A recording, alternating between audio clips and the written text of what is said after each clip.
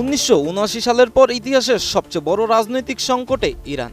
সর্বোচ্চ নেতা Ayatollah Ali খামেনির মৃত্যু আর ইসরায়েলি হামলায় আইআরজিসি কমান্ড পাকপুরের বিদায়, সব মিলিয়ে এক অস্থির সময় পার করছে পারস্য উপত্যকা। কিন্তু এই ধ্বংসস্তূপের মধ্যে একজন নতুন ত্রাতা হিসেবে আবির্ভূত হয়েছেন। তিনি হলেন আলী লারিজানি।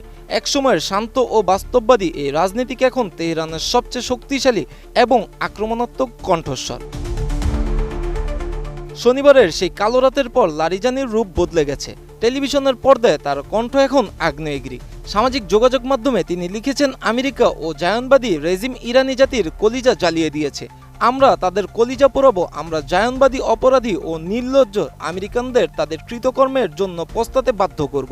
দীর্ঘকাল পর্দার আড়ালে কূটনীতি সামলানো এই ব্যক্তি এখন ইরানকে ধ্বংসের হাত থেকে রক্ষার শপথ নিয়েছেন। হুঁশিয়ারি দিয়েছেন অভ্যন্তরীণ বিচ্ছিন্নতাবাদী গোষ্ঠীগুলোকেও। 1958 সালে ইরাকের নাজাফে জন্ম নেয়া আলী লারিজানি কোনো সাধারণ পরিবার থেকে আসেননি। তার বাবা মির্জা হাশেম আমলি ছিলেন প্রখ্যাত আলেম। রাজনৈতিক প্রভাবের কারণে আন্তর্জাতিক মহলে এই পরিবারকে বলা হয় ইরানের ক্যানেরি পরিবার।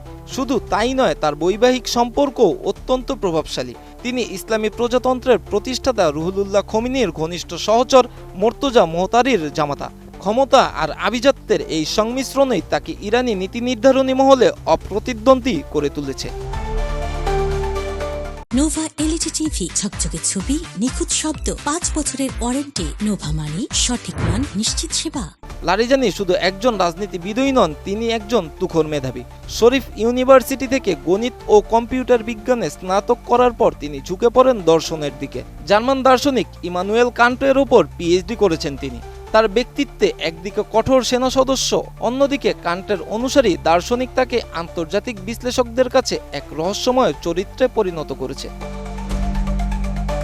লারিজানি একসময় রেভলিউশনারি গার্ডের সক্রিয় সদস্য ছিলেন। 2005 থেকে 2007 সাল পর্যন্ত ছিলেন ইরানের প্রধান পরমাণু আলোচক। পশ্চিমাদের দেয়া প্রস্তাবকে তিনি তুচ্ছ জ্ঞান করে বলেছিলেন, মুক্তার বদলে আমরা ক্যান্ডি বার নিতে আসিনি। এরপর টানা 12 বছর পার্লামেন্ট স্পিকার হিসেবে দায়িত্ব পালন করে প্রমাণ করেছেন তার রাজনৈতিক দূরদর্শিতা। খামেনির অত্যন্ত বিশ্বস্ত এই কৌশলবিদ সম্প্রতি ওমান ও মস্কো সফর করে পশ্চিমাদের সাথে দর কষাকষি এবং রাশিয়ার সাথে নিরাপত্তা সম্পর্ক জোরদারে মুখ্য ভূমিকা পালন করেছেন তিনি।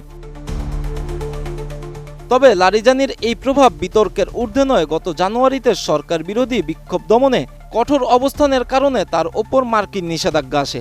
ওয়াশিংটনের অভিযোগ, লারিজানি প্রথম বিক্ষোভকারীদের ওপর সহিংসতার ডাক দিয়েছিলেন। মানবাধিকার সংগঠনগুলোর দাবি, সেই অভিযানে হাজারো প্রাণ ঝরেছে।